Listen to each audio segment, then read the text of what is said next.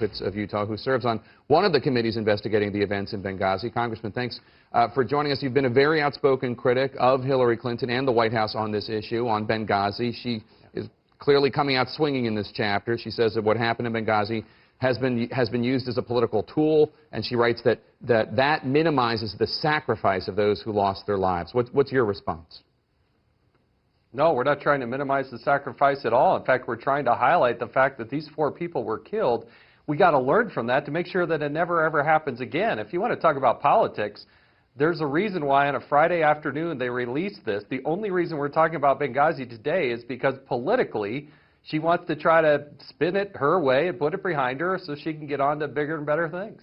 She seems to suggest in this chapter that she might fight an appearance before the House Select Committee on Benghazi, this new committee. She says, quote, "Those who insist on politicizing the tragedy will have to do so without me." Now, earlier today, Darrell Issa released a statement saying that he has released Secretary of State John Kerry from his request to testify before the Oversight Committee next month. It's a different committee, of course. But what if neither of them ends up testifying? Do you think that would impact the credibility of these investigations?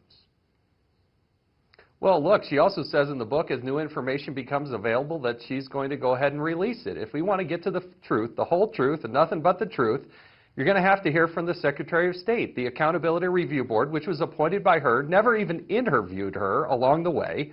We have not heard her with the full array of evidence be able to answer the questions.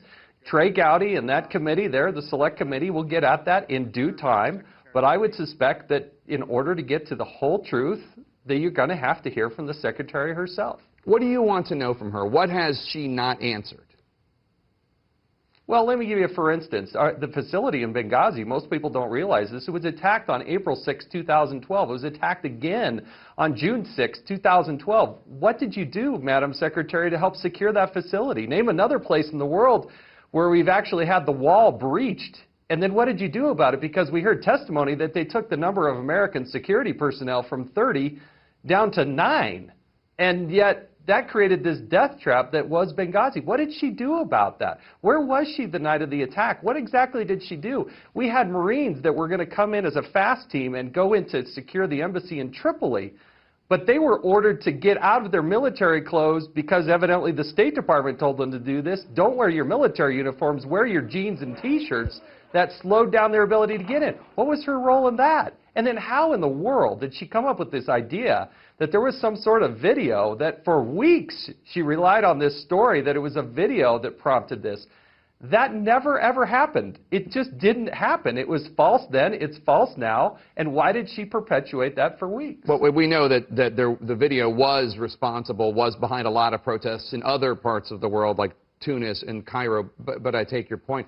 I do want to ask about, pardon me, 2 things she writes in these excerpts. One is, she says that the reason that her name appears on some of these requests for security and other things is not because they landed on her desk, but because of a quirk in the bureaucracy. I'm paraphrasing, but I do believe she used the word quirk. What's your response to that? Well, it's Libya, it's 9/11, it's after a revolution. She testified 4 months after the attack that she didn't make these decisions, the people on the ground made these decisions.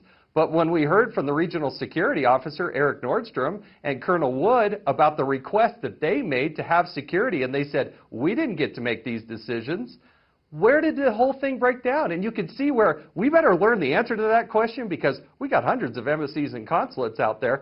For her to come 4 months after the attack and say, well, I wasn't involved in any of that, how convenient of her. But where is her responsibility in this? Remember, that facility was attacked twice before. To claim ignorance and non-participation doesn't give us a whole lot of assurance either. Who is making these decisions? Not a single person was ever fired or released in relation to Benghazi. In fact, they testified that the security profile was exactly the way that they wanted it. That's just not acceptable when you got 4 people that were killed and they had 2 terrorist attacks before every other Western flag had left, including the British, who had an assassination attempt. How is it, Madam Secretary, that you allowed this to continue? I believe that some individuals at the State Department were somewhat demoted because of Benghazi, but you're correct that no one was fired. Congressman Jason. No. Show me. No. Well, the Secretary of State. They were not. The Secretary of State